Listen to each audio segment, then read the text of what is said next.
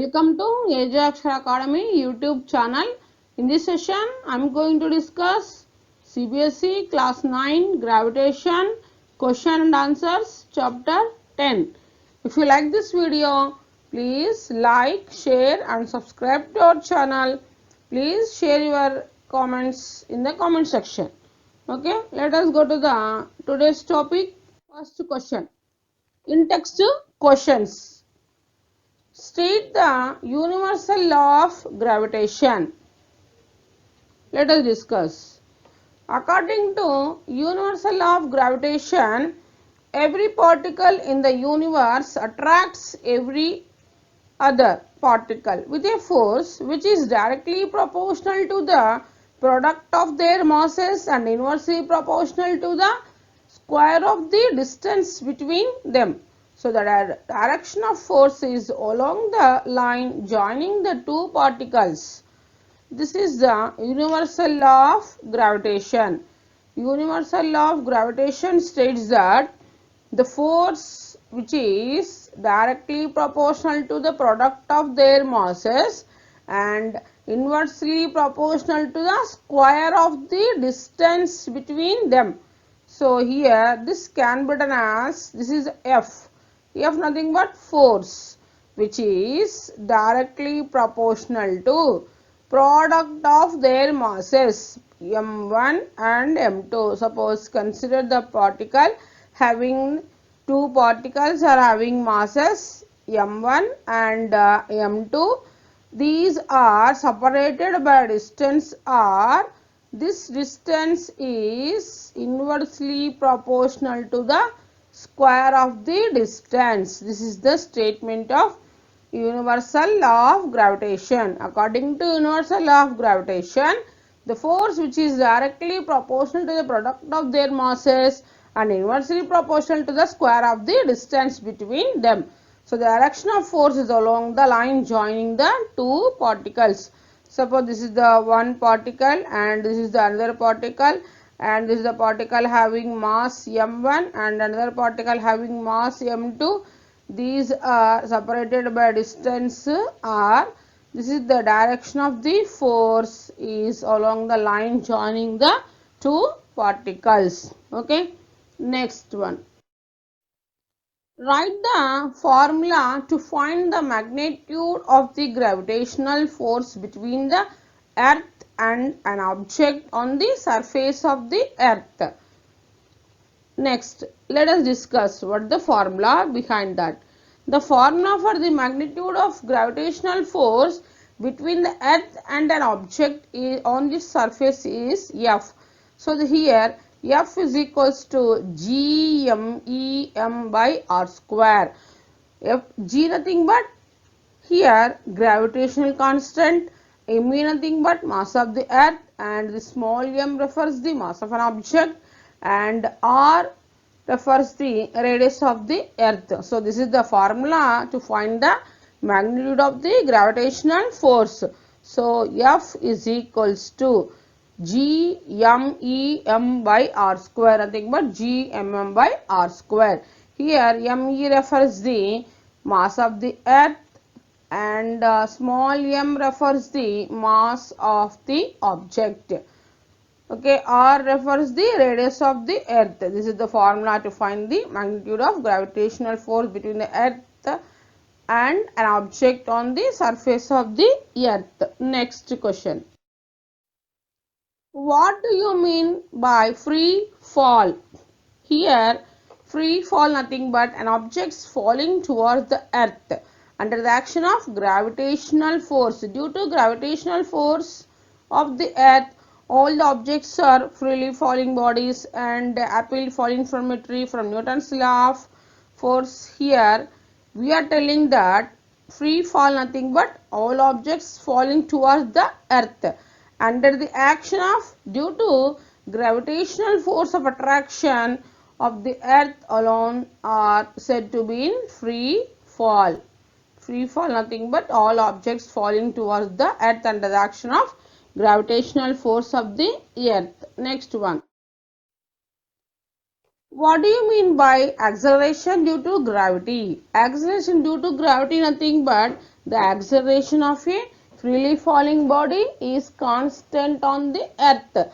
That is acceleration due to gravity. G is equals to 9.8 meter per second square.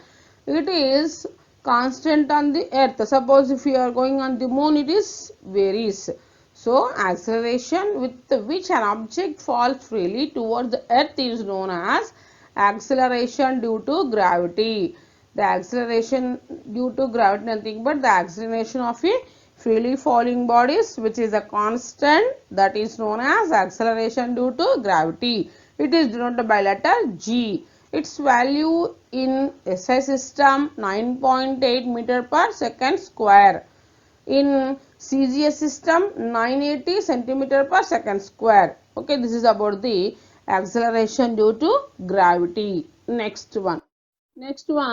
What are the differences between the mass of an object and its weight? Now let us discuss differences between mass and of an object and its weight. Now first one, mass and weight. Mass of a body is the measure of its inertia, or the amount of matter contained substance is known as mass. Here weight. Weight of a body is the force with which it attracted towards the earth. Weight nothing but weight is the force or gravitational force which attracts towards the earth. Weight W is equal to m into g. Its mass, SI unit of mass is kilogram. SI unit of weight is Newton. Mass remains constant, but weight, the value of weight changes from place to place. Weight nothing but gravitational force. Gravitational force, acceleration of a freely falling body is remains constant on the earth, that is G is equals to 9.8 meter per second square. But it is on the moon, it is decreases by G by 6. So that's why its value changes from place to place. And the next mass, it is measured by common balance, and weight is measured by spring balance. These are the four differences between mass and weight of an object. Mass measures the inertia and weight is nothing but gravitational force. Weight is the force which attracts towards the earth. SI unit of mass is kilogram. SI unit of weight is Newton. Mass remains constant, but weight is not constant. Its value changes from place to place. And mass is measured by common balance, and weight is measured by spring balance. Okay, next one. Why is the object on the moon 1 by 6 in its weight on the earth? Now we are discussing the why weight an object on the moon 1 by 6th of its weight on the earth. Let us discuss.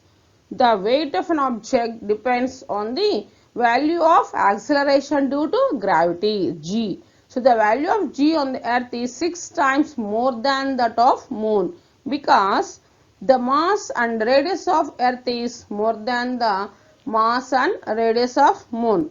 Now let us discuss.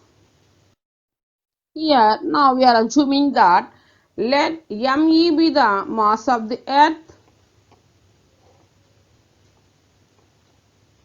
Let M E be the mass of the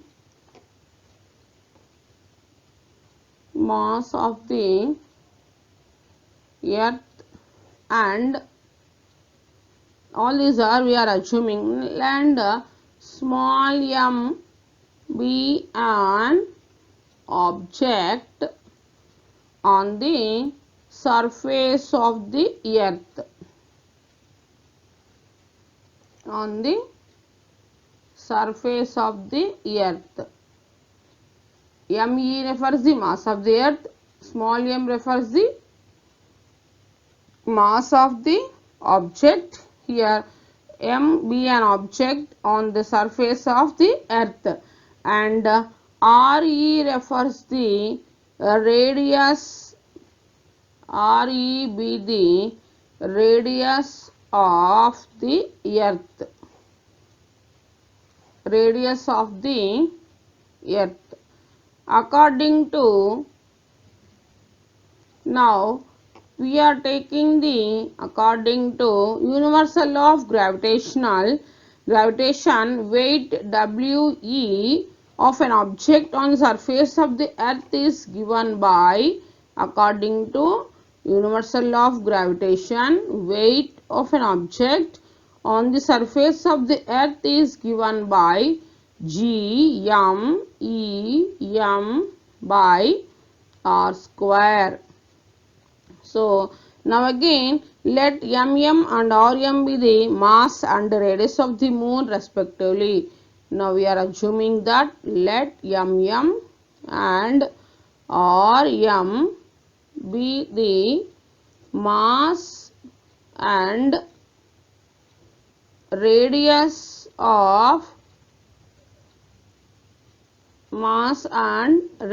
of the moon. Radius of the moon. M nothing but mass, and here rm nothing but radius of the moon. Now next we are assuming that according to universal law of gravitation, weight of an object, that is object on the surface of the moon, is given by, that is Wm. According to universal law of gravitation, weight of an object on surface of the moon is given, this is refers to the moon, G(m)(m) by r square m. M nothing but here moon, refers to moon. E nothing but refers to earth. Now checking the ratio of, now take the ratio of weight of an object moon to weight of an object on the earth. Here that implies weight moon by weight of an object on the earth. That is, after cancellation you are getting r square by here r square m. Now this is a ratio of weight of the refers to moon and weight of the refers to earth. Now we know the values, that is mass of earth is equals to 5.98 into 10 to the power of 24 kilogram, and mass of the moon, that is equals to 7.36 into 10 to the power of 22 kilogram, and radius of earth is equals to 6.4 into 10 to the power of 6 meters, and the radius of moon is equals to 1.74 into 10 to the power of 6 meters. Now we are substituting, suppose this is equation number 1. Substituting all these values in equation 1, we get, substituting all these values in this equation 1, we get Wm by We is equals to, substituting all these values, 7.36 into 10 to the power of 22 into 6.4 into 10 to the power of 6 whole square by 5.98 into 10 to the power of 24 into r radius of the moon whole square, that is 1.74 into 10 to the power of 6 whole square. After division we are getting 0.165, so that is equals to 1 by 6. So weight of the moon by weight of the earth is equals to 1 by 6. Therefore weight of an object, therefore weight of an object on the moon is 1/6 of its weight on the earth, of its weight on the earth. Okay, next we'll go to the next question. Why is it difficult to hold a school bag having a strap made of a thin and strong string? Let us discuss. We know that pressure is force acting on a unit area. So pressure is equals to force by area. Pressure is directly proportional to force, and pressure is inversely proportional to area. If area increases, pressure will decrease. If area decreases, pressure will increase. Here, when the string of a school bag is thin nothing but its area is so small. So such that the pressure exerted on the shoulders or the hands of supporting the bag is large. If area is small, pressure will large. If area increases, pressure decreases. Here area is very small, so then pressure is large. In this case, the force acting on the shoulders or the hand which supporting the bag is equal to the weight of the bag. So in case the strap is broad as is usually the case, the area on which the force acts is large and the pressure is reduced as the weight of the bag is now distributed over a large area. Okay, next. What do you mean by buoyancy? Let us discuss. Buoyancy nothing but whenever an object is immersed in liquid, either partially or fully, an upward force is exerted on the object by the liquid. This upward force is called upthrust or buoyant force or force of buoyancy, and the property of the fluid due to which this upthrust is exerted on the object is called buoyancy. So nothing but here it is a normal force or upward force. Suppose whenever an object is immersed in a liquid, either partially or fully, an upward force. The force is acting upward. Upward force is exerted on the object by the liquid. This upward force is called upthrust or buoyant force or force of buoyancy. We can call it as upthrust or buoyant force or force of buoyancy. And the property of the fluid due to which this upthrust is exerted on the object is called buoyancy. Okay, next question. Why does an object float or sink when placed on the surface of water? What the reason behind this? Let us discuss. Now, when the object has density less than 1 gram per centimeter cube, then it floats on the surface of water. So, because of density, the objects which has high density, here suppose if you are taking the water and wooden piece is having the low density, that's why it float. Suppose you take a small stone and it is dipped into the water, that time that piece of stone sinks in water. Whether a wooden piece floats in water, we are comparing based on the density, it will float. If density is more, it will sink. If density is less, it will float. So when the object has density less than 1 gram per centimeter cube, why? Because this 1 gram per centimeter cube is the density of water, then it floats on the surface of water. The objects which has less than the density of water, then it floats. The objects which has more than the density of water, then it sinks, because it always displaces more weight of water than its own weight. As buoyant force is more than its own weight, therefore it floats. So when the object has density more than 1 gram per centimeter cube, then it sinks in water because it always displaces less weight of water than its own weight. So as buoyant force is less than its own weight, therefore it sinks. Okay, next. In this question, you find your mass to be 42 kilogram on a weighing machine. Is your mass more or less than 42 kilogram? Let us discuss.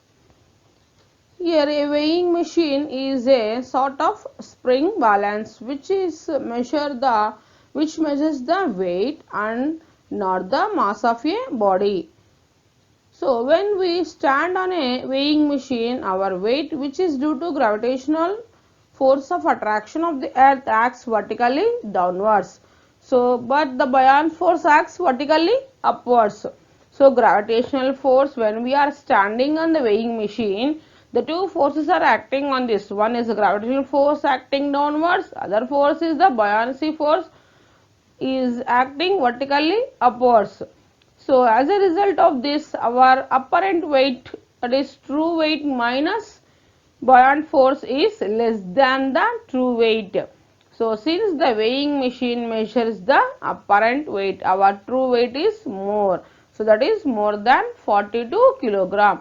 So you find your mass to be 42 kilogram on a weighing machine. Is your mass more or less than 42 kilogram?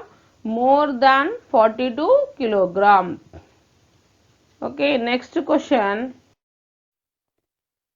You have a bag of cotton and an iron bar, each indicating a mass of 100 kilogram when measured on a weighing machine. One is heavier than other. Can you say which one is heavier and why? Let us discuss. Here one is a bag of cotton and an iron bar, each containing mass 100 kilograms. Now we are measuring these two by using a weighing machine. Which one is heavier and which one is lighter, we should discuss now. Let us discuss. We know that true weight is equals to apparent weight plus upthrust. So the cotton bag is heavier than iron bar. This is due to the reason that the bag of cotton, which has more volume as it has less density than the iron bar, which has more density. So experiences more upthrust due to air. So the cotton bag is heavier than the iron bar. Okay. Thanks for watching this video.